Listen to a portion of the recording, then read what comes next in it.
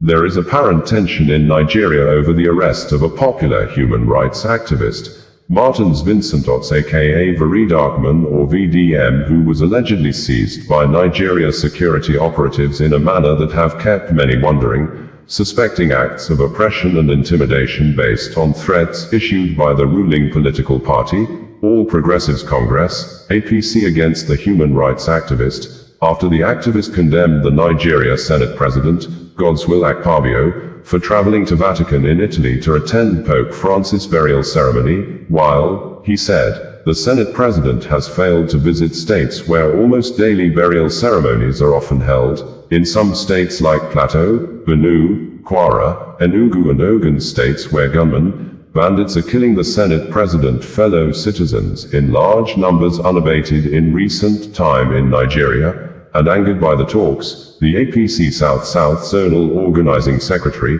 Blessing Agbomhere, issued 7 days ultimatum to VeryDarkMan to apologize to the Senate President, who led 5-man federal government delegation to Rome to attend the late Catholic head funeral ceremony, but immediately, VeryDarkMan in a video issued the public apology to the victims of insecurity in the West Africa country, and in the video, he further accused and condemned the Senate President and other Nigeria leaders for being insensitivity to their institutional responsibilities of protecting lives, saying, insecurity, killing hundreds of people often in Nigeria, is as a result of leadership failure on the part of the Senate President and members of the Bola Ahmed Tinubu-led government, and surprisingly, Deji Adeyanju, the lawyer to the activist, said that VeryDarkMan was arrested at Guarantee Trust Bank, GTB in Abuja on Friday in a more dehumanizing manner, and after he was trapped at the exit door at the GTB premises for 5 minutes, some security operatives came and covered his face with a black cloth before he was led away,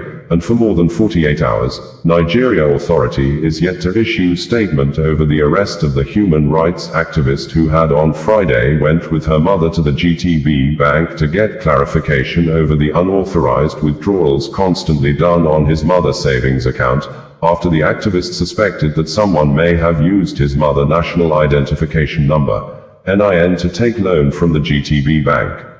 CCTV footage apparently made available by the bank indicated that VeryDarkMan was obviously intercepted at the bank exit gate, as he was seen coming out from a vehicle and entering the bank security house, with passers-by who were about to enter the banking hall looking back with a feeling of surprise.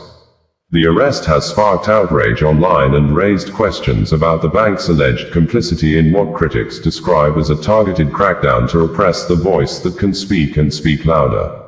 According to his legal representative, activist lawyer Deji Adeyanju, VeryDarkMan was ambushed by EFCC operatives right inside GT Bank premises. In a statement posted online, Adeyanju revealed that VDM was trapped inside the bank's exit door for over 5 minutes, a move he claims was a deliberate ploy to enable EFCC officers effect the arrest. VDM was locked inside the GT. Federal High Court sitting in Lagos State has sentenced a woman to 1 year imprisonment with no option of fine for being caught and arraigned by the Economic and Financial Crimes Commission, EFCC, for selling or hawking Nigeria legal tender, Naira currency. The woman, according to the court ruling, had been convicted before by another court for Naira abuse. This, as another federal high court also in Lagos State convicted a man and ordered the man to forfeit to the federal government more than £8,000 he failed to declare or submit before the Nigerian Customs Service at the International Airport in Lagos, and in addition, the court sentenced the man to 6 months imprisonment with option of 200,000 Naira's fine. Details of the reports are presented verbatim below as reported and contained in the news release made available by the Public Relations Unit of the Economic and Financial Crimes Commission, EFCC. Court jails ex-convict, one other for hawking Naira notes in Lagos. Justice Yellen Bogoro of the Federal High Court, sitting in Ikoyi, Lagos, on Friday, May 2, 2025, convicted and sentenced the duo of Folake Adeoti and Madupe Adewuyi to 1 year imprisonment, each for hawking Naira notes. They were arraigned by the Lagos Zonal Directorate 1 of the Economic and Financial Crimes Commission, EFCC, Awolowo Road, Ikoyi, Lagos on a separate one-count charge, bordering on illegal hawking of naira notes. The charge against Adeoti reads, that you, Folake Adeoti, on the 21st day of March, 2025, opposite Regency Hall, Jobi Fele, Way, Ikeja, in Lagos within the jurisdiction of this honorable court, hawked the sum of 3,850,000 nairas, 3,850,000 naira, issued by the Central Bank of Nigeria and thereby committed an offense contrary to and punishable under Section 21(4) of the Central Bank of Nigeria Act, 2007. That of Adewuyi reads, that you, Modupe Adewuyi, on the 21st day of March, 2025, at Jobi Fele Street, opposite Regency Event Center, Alausa Ikeja, in Lagos, within the jurisdiction of this honorable court, engaged in hawking the total sum of 1,600,000 nairas, 1,600,000 naira, of 500 nairas and 1,000 nairas denominations, issued by the Central Bank of Nigeria and thereby committed an offense contrary to Section 21(4) and punishable under Section 21(1) of the Central Bank of Nigeria Establishment Act, 2007. They pleaded guilty to their charges, following which prosecution counsel, ZB. Atiku tendered the confessional statement as well as the money recovered from them in evidence and urged the court to convict and sentence them accordingly. The prosecution counsel further informed the court that Adeoti was an ex-convict, having been prosecuted before Justice Ibrahim Kala and convicted on the same matter of naira abuse. Justice Bogoro sentenced Adeoti to 1 year imprisonment without an option of fine. In addition, her POS machine, Edo State Police Command of Nigeria Police Force has confirmed the arrest of 95 persons in connection with the killing of more than 15 people between April 25, 2025 and now in the renewed deadly and bloody apparent supremacy secret cult war in the state among members of the Black Axe Confraternity aka Ahye, Maphite Confraternity aka Great Men and Aye Confraternity aka Airlids, which started with the killing of a physiotherapist, simply identified as Alex, and another individual at the University of Benin Teaching Hospital, UBTH Back Gate, Ugbowo, in Benin, with the Edo state government led by Governor Monday Okpebholo launching a retaliatory war against businesses and individuals allegedly aiding secret cult killings in the state, thus, sealed off Eterno Hotel, planned to demolish the hotel owned by People's Democratic Party, PDP chieftain, Honorable Matthew Idarakemwen, who was the Director General of Asuan Ogie campaign organization in the last governorship election in the state, on the ground that a particular secret cult group members gathered at the Eterno Hotel to plan their recent killings in the state, and in addition, the Edo state governor also sealed off and marked a residential building for demolition also owned by a PDP chieftain, Francis Enegbeneki. According to the police, the Edo State Police Command arrested 95 suspected cultists and recovered 2 locally made pistols, 1 single-barrel shotgun and 24 live cartridges in sustained intelligence-driven raids of their enclaves in Benin City and environs for the past week. These suspects, who belong to the notorious Maphites, Aye and Ahye confraternities, were suspected to be responsible for the cult supremacy killings in the state. The Commissioner of Police, CP Monday Agbonika, urges parents and guardians to keep a tab on the activities of their wards in order to curb the menace of cultism.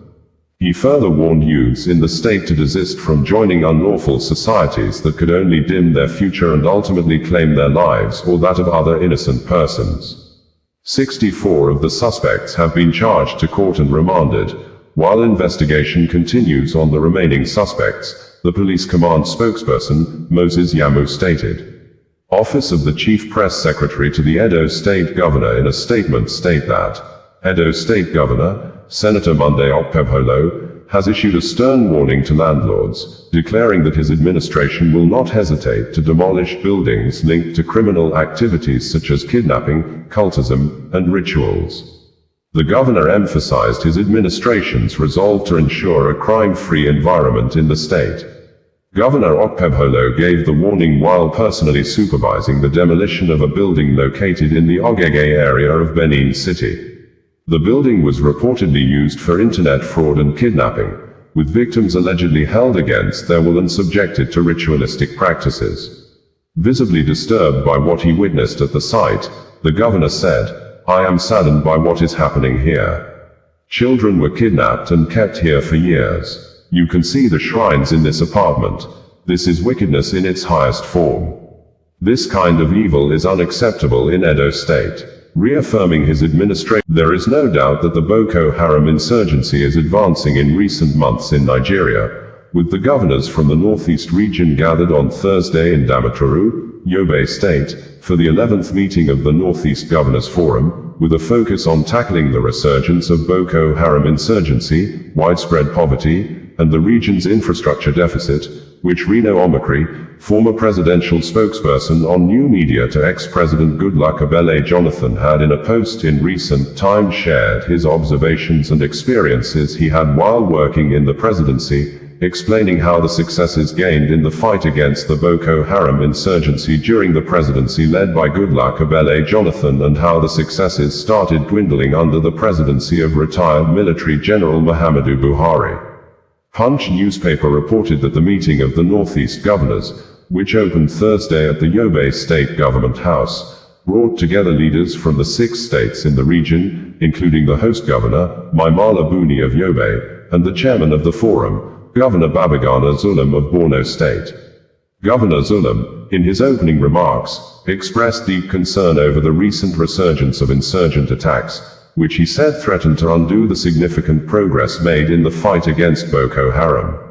The recent re-emergence of attacks by insurgents is a matter of serious concern capable of undermining the successes already recorded in the theater of war, he said. Although we commend members of the armed forces for their efforts in fighting insurgency, we must collectively work to bring this war to a successful end. The governors agreed that combating the insurgency would require not only military efforts but also urgent socio-economic measures to address the root causes of the conflict. Zulum highlighted the alarming levels of poverty in the region, calling it both an economic and humanitarian crisis. He emphasized the need for short and medium-term strategies focused on revitalizing the region's agricultural sector, including supporting farmers, investing in irrigation systems, and promoting climate-resilient agricultural practices. However, Zulum acknowledged that agriculture alone could not lift the region out of poverty. He urged his fellow governors to focus on creating an enabling environment for the growth of small and medium-scale industries and to encourage private sector investment and innovation in the region. The era of lamentation has gone. We come together not to lament our problems but to provide solutions, he said. We have the duty to provide our people with basic necessities of life and to create opportunities for them to thrive in a peaceful and secure environment. In his welcome address, Governor Buni of Yobe stressed the need for government action to create employment opportunities for the region's youth, who remain vulnerable to recruitment by insurgent groups and criminal organizations. We have a moral obligation to make agriculture attractive, affordable, and profitable, Buni said, adding that the region must harness its vast arable lands and large population to ensure food sufficiency and economic prosperity. The governors also used the occasion to commend President Bola Ahmed Tinubu for his leadership during this challenging period, offering their support for the national policies aimed at strengthening Nigeria's unity and prosperity. 2 separate courts at Ibadan in Oyo State, Nigeria have sentenced a man, Olani and Benga Amos, to 138 years imprisonments for committing criminal Ponzi investments fraud which the Economic and Financial Crimes Commission, EFCC, described the convict as a multiple and serial investment fraudster who was convicted and sentenced to 75 years imprisonment by Justice Bayo Taiwo of the Oyo State High Court, Ibadan, for Ponzi fraud offense on December 14, 2023, and Justice Olusola Adetojoye of the Oyo State High Court sitting in Ibadan, on Monday, April 28, 2025, while ruling on separate and similar charges and crimes, convicted and sentenced Olaniyan Benga Amos to 63 years jail term for multiple investment fraud, with the convict still awaiting 2 more rulings for crimes of same nature from federal high courts in Ibadan, Oyo State. Details of the report as contained in the news release made available by the Public Relations Unit of the Economic and Financial Crimes Commission, EFCC reads verbatim below. Serial investment fraudster bags 63 years in Ibadan. Justice Olusola Adetojoye of the Oyo State High Court sitting in Ibadan, on Monday, April 28, 2025 convicted and sentenced Olaniyan Benga Amos to 63 years jail term for multiple investment fraud. He was convicted alongside his firm, Detorred Heritage Investment Limited. They were prosecuted on 30-count charges by Ibadan Zonal Directorate of the Economic and Financial Crimes Commission, EFCC, bordering on obtaining by false pretenses, an offense contrary to Section 1(1) and punishable under Section 1(3) of the Advance Fee Fraud and Other Fraud-Related Offences Act 2006. Count 21 of the charge reads, that Olaniyan Benga Amos and Detorred Heritage Investment Limited on or about 18th of June, 2020, at Ibadan, within the jurisdiction of this Honorable Court, with intent to defraud obtained the sum of 995,000 naira, 995,000 naira, only from Bada Titlope, when you falsely represented to him that the money is meant for registration and investment with Crime Alert Security Network with a promise of 30% return on investment in 6 weeks, 30 working days, which representations you knew to be false and thereby committed an offense of obtaining money under false pretense contrary to Section 1(1) and punishable under Section 1(3) of the Advance Fee Fraud and Other Fraud-Related Offences Act 2006. Another charge reads, that Olaniyan Benga Amos and Detorred Heritage Investment Limited on or about 29th of January, 2020, at Ibadan, within the jurisdiction of this Honorable Court, with intent to defraud obtained the sum of 920,000 naira, 920,000 naira, only from Onafade Isaac Olawale, when you falsely represented to him that the money is meant for registration and investment with Crime Alert Security Network with a promise of 30% return on investment in 6 weeks, 30 working days, which representations you knew to be false and thereby One of the witnesses called by the federal government of Nigeria to testify against the leader of the indigenous people of Biafra, IPOB, Nnamdi Kanu, over the alleged act of terrorism, secretly gave his testimony on Tuesday before the Federal High Court sitting in Abuja, with the coordinating lawyer to Nnamdi Kanu, Barrister Oloyeji McCaw, saying, the FG witness was only identified merely by initials and the person gave his testimony against Nnamdi Kanu behind the screen, following the application filed by the federal government lawyers as approved by the trial judge to keep the identities of the FG witnesses secret. This, Oloyeji McCaw tweeted while the court proceeding was ongoing, that the federal government only has 3 senior advocates of Nigeria, SAN, that 6 SAN have stood firmly behind the detained Biafra leader. According to Oloyeji McCaw tweet, the court in Mazi Nnamdi Kanu's case has convened. The judge is on seat and appearances for the parties are being announced. Federal government has 3 SAN. MNK has 6 SAN. The die is cast and we're primed and ready to rumble. Update. Today's MNK hearing has been concluded. The prosecution presented its first witness who was not identified by name but by initials only, and he testified from behind a screen, as was approved by the judge. On the 2nd of May, we shall cross-examine him and test his veracity. A day earlier, Oloyeji McCaw said, update, in addition to Chief Kanu Agabi, SAN and Uchenna Njoku, SAN, 4 more SAN have joined Mazi Nnamdi Kanu's legal team. There, Professor Onyechi Ikpizu, SAN, Emeka Etiaba, SAN, Mela Audu Nange, SAN and Dr. Joseph Akubo, SAN. They will all be in court on the 29th of April, 2nd and the 6th of May. Meanwhile, the Federal High Court sitting in Abuja gave the federal government the nod to shield identities of witnesses billed to testify against the detained leader of the proscribed indigenous people of Biafra, IPOB, Mazi Nnamdi Kanu as the trial judge, Justice James Omotosho gave the approval in a ruling he delivered on Tuesday. The ruling followed an ex-parte application that FG filed through its team of prosecutors led by Chief Adigboyegba Awomolo, SAN. The court gave permission for the proposed witnesses to testify behind a screen with their real names replaced with acronyms. FG's lawyer, Awomolo, SAN, pleaded that identities of the witnesses needed to be protected for security reasons and in view of the serious nature of the case. While the witnesses would be shielded from the public, they would however be seen by the judge.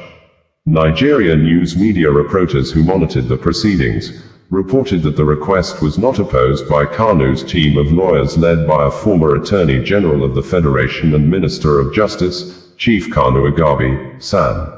Sequel to the ruling, FG opened its case against the embattled IPOB leader by presenting its first witness, who was simply identified as PWAAA. Pleading not guilty, Nnamdi Kanu, the leader of the indigenous people of Biafra, IPOB, told the Federal High Court, "Men of the Nigeria police force have hunted against some suspected kidnappers terrorizing Nigeria with self-made guns," with the police confirming on Tuesday that its men with local hunters and vigilante members in Taraba and Kaduna states made numbers of arrests and discovered some of the suspected kidnappers are in the business of fabricating and locally constructing AK-47 guns for criminal activities. A news release made available by the Force Public Relations Officer, Olumiyiwa Adejobi, indicated that among the suspected criminals arrested included 3 gun runners who were found in possession of fabricated locally made AK-47 rifles. In details, the news release reads thus: "The Nigeria police force has again achieved significant breakthroughs in combating violent crimes with the arrest of suspected kidnappers and gun runners and recovery of arms across several states. These successful operations, which were propelled by credible intelligence, demonstrate the commitment of the force to ensuring the safety and security of all citizens." On April 25, 2025, operatives of the FID Special Tactical Squad, STS, in collaboration with operatives of the Taraba State Police Command, local hunters and vigilante group arrested 4 suspected kidnappers in Mararaba, Lao local government area, while they were planning an operation. The suspects, identified as Shehu Ibrahim, Abdullahi Haruna, Yusuf Bello, and Muhammad Bako, were found in possession of 2 AK-49 rifles, 1 AK-47 rifle, 6 magazines, and 45 rounds of 7.62 mm live ammunition.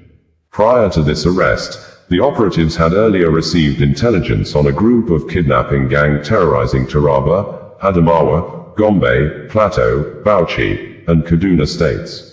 A successful raid conducted at the hideout of this gang led to the arrest of 5 suspected kidnappers.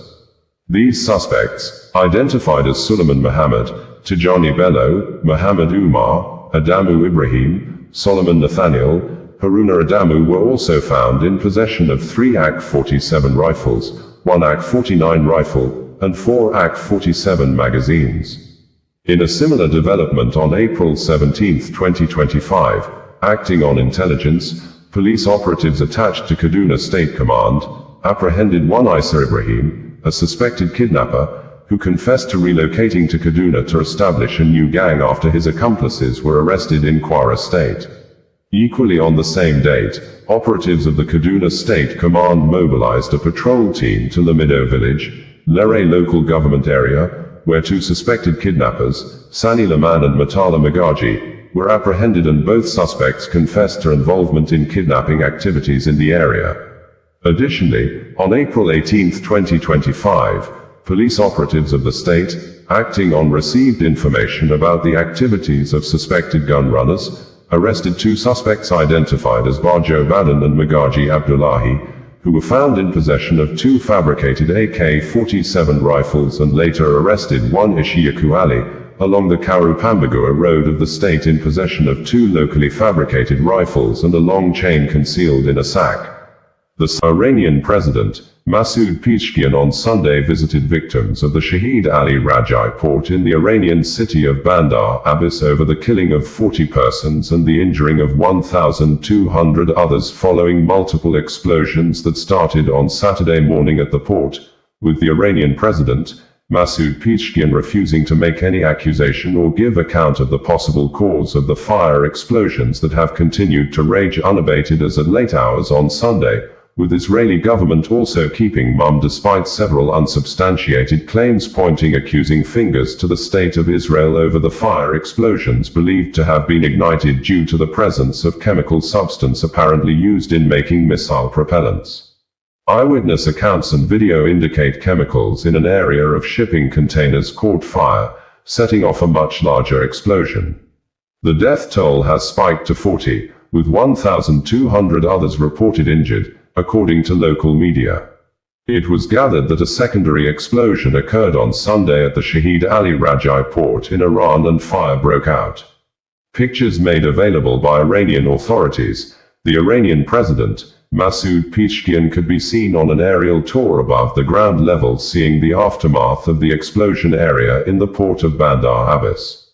The president also visited the victims of the explosions at the hospital, as he was seen in the video sympathizing with some of the victims on the hospital beds. One of the Iranian members of parliament accused Israel of the explosion at Bandar Abbas port. Mohammad Siraj, Iranian member of parliament, reacting on the explosion at Bandar Abbas port, stated that the explosion at Bandar Abbas port was not accidental. There are clear signs of Israeli involvement. The explosions occurred simultaneously in 4 different locations. This indicates the placement of explosives inside the containers. Flammable chemicals usually ignite in a single spot and do not cause multiple simultaneous explosions in different places. The containers were tampered with in the country of origin, during transport, or by local agents in Iran. The explosions were likely triggered via satellite or timers and timed to occur when the containers arrived at the port to cause maximum damage.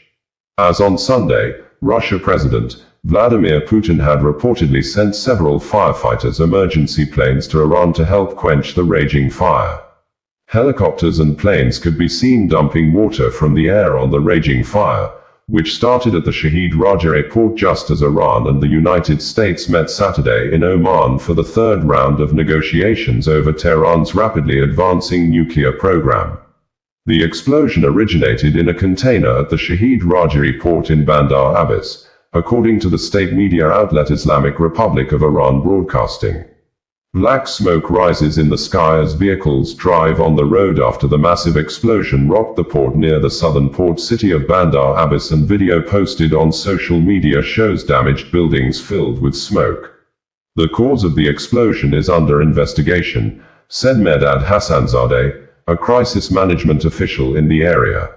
According to Iran's semi-official news agency Tasnim, the explosion was caused by a fuel tank detonator. Men of Nigeria police force in Edo State in a combined operations with local vigilante members and hunters have rescued more people still under the captivity of kidnappers in the state, with the state police command confirming the killing of one of the vigilante members during the rescue operations by the kidnappers when the security operatives engaged the abductors in a gun duel at Igwebon area, and on Monday, the Edo state government led by Governor Monday Okpebholo summoned the state security chiefs to a meeting at Ayamo, the hometown of former Governor Adams Oshiomhole, who was also in attendance at the meeting held over the security challenges in the Edo North Senatorial District, which the former governor is currently representing the people as senator at the National Assembly, with the governor, Monday Okpebholo, during the week also suspended a traditional ruler, Dr. George Oshiepi Egabor, the Okumagbe of Awano Kingdom, Agenabode, Estako East local government area of Edo State,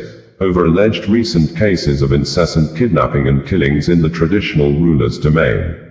According to news released by the Edo State Command of the Nigeria Police Force, on the 20th of April 2025, operatives of the Arua Area Command, Igwebon Divisional Police Headquarters, Operation Rescue teams with vigilantes and hunters in a coordinated but daring rescue operation, successfully rescued a total of 6 kidnapped victims and regrettably lost 1 vigilante, Ije Moses as a result of fatal gunshot injury sustained during a gun duel that ensued, while one victim sustained injury but currently responding to treatment.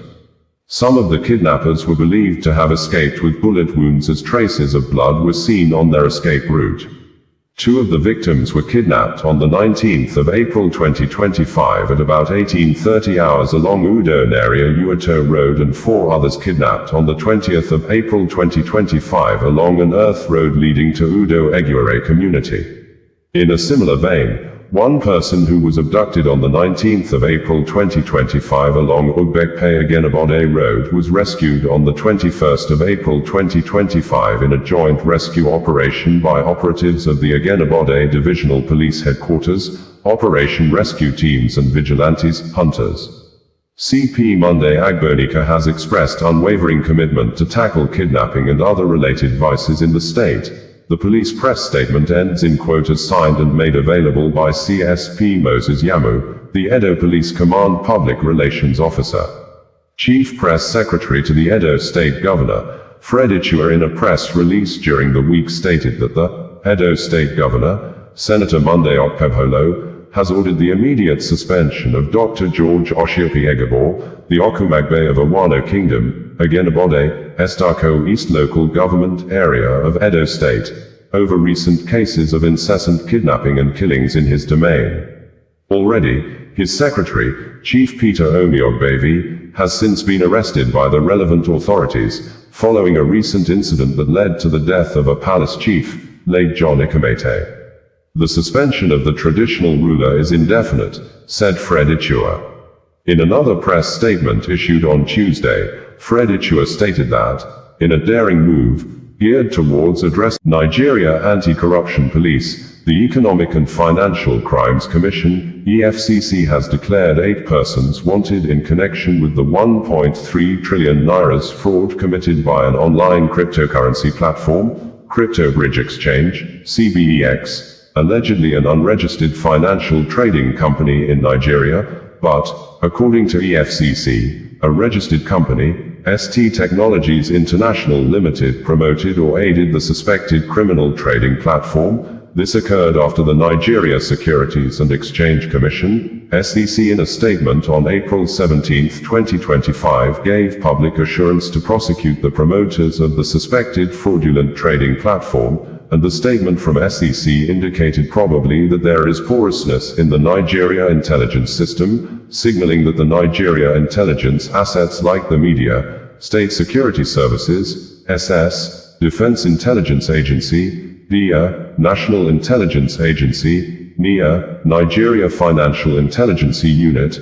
NFIU of Central Bank of Nigeria, CBN, Force Intelligence Department, FID of the Nigeria Police Force, NPF, among others, are apparently too weak in protecting the West Africa sovereignty against financial invasion and terrorism, despite the huge billions of naira of taxpayers' monies spent yearly by the presidency through the Office of the National Security Advisor, NSA and CBN on the aforementioned intelligence assets. The state assets failed to be alive their societal responsibilities, and a criminal organization invaded the Nigeria media space, openly advertised its criminal activities for long and successfully stole, evacuated and converted trillions of Nigeria currency to foreign currency or currencies, causing huge pressure and devaluation of the naira, and thus, making costs of living go higher. With no Nigeria intelligence asset, including the press, being able to proactively track and forestall the act of national terrorism committed against the Nigeria state.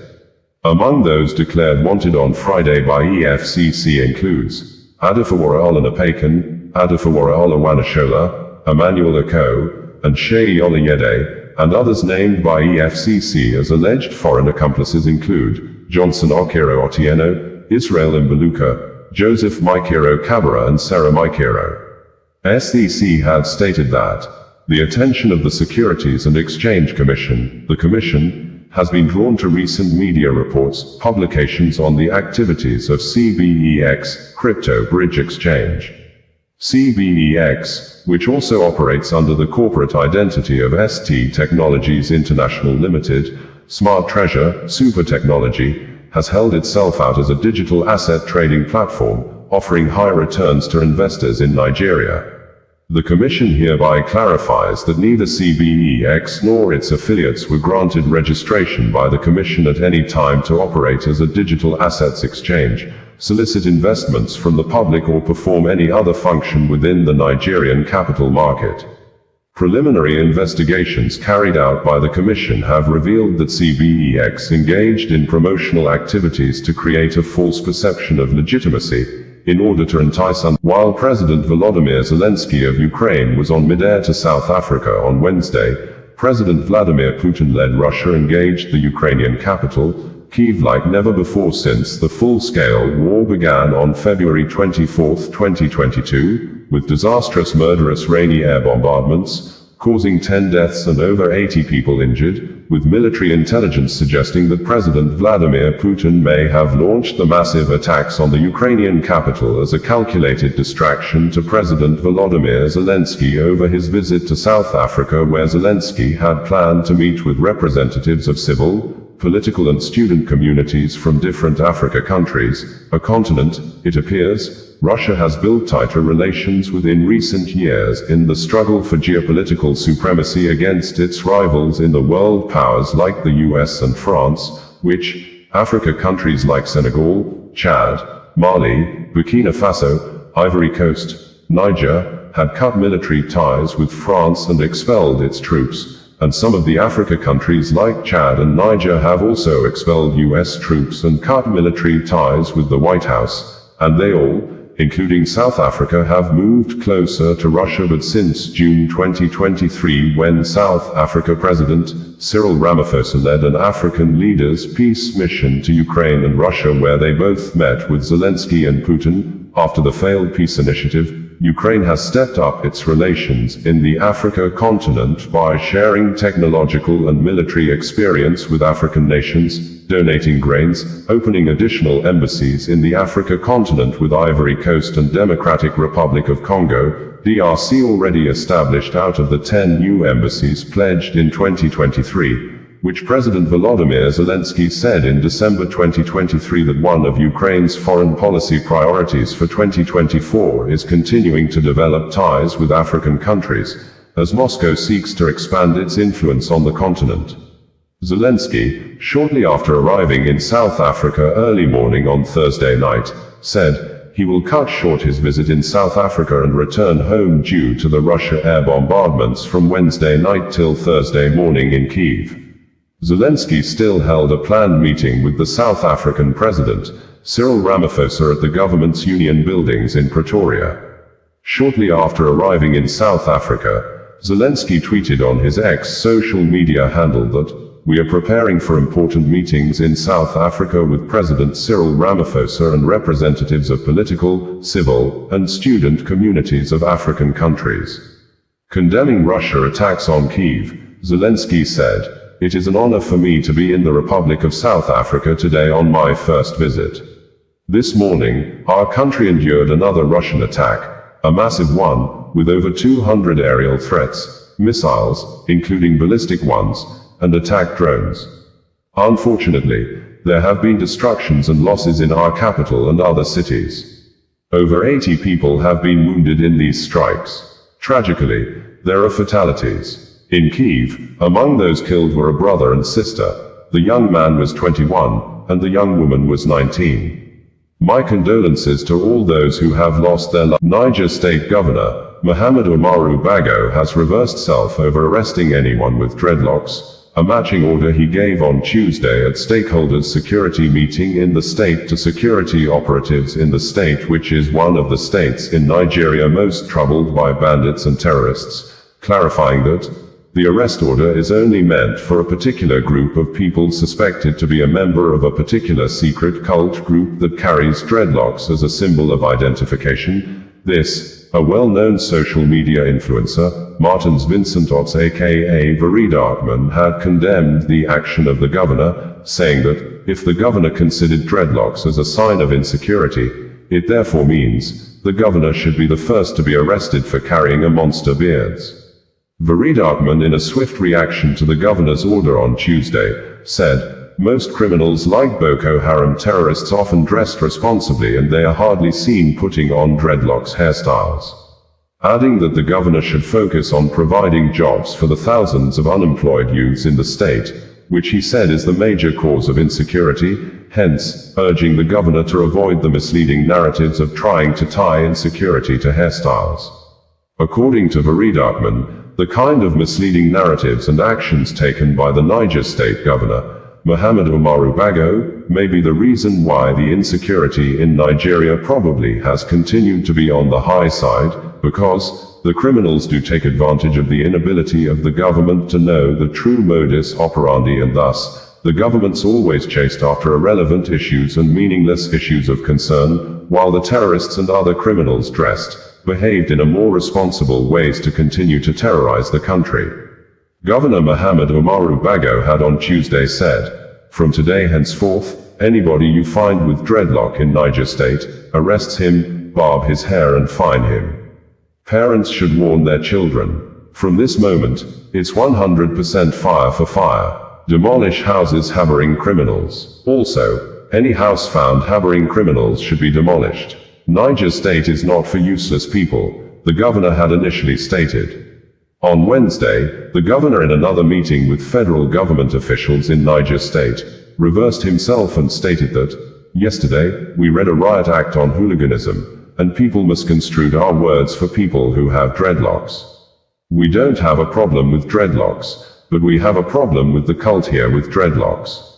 So, if you have dreadlocks and you have business, please come to Niger State.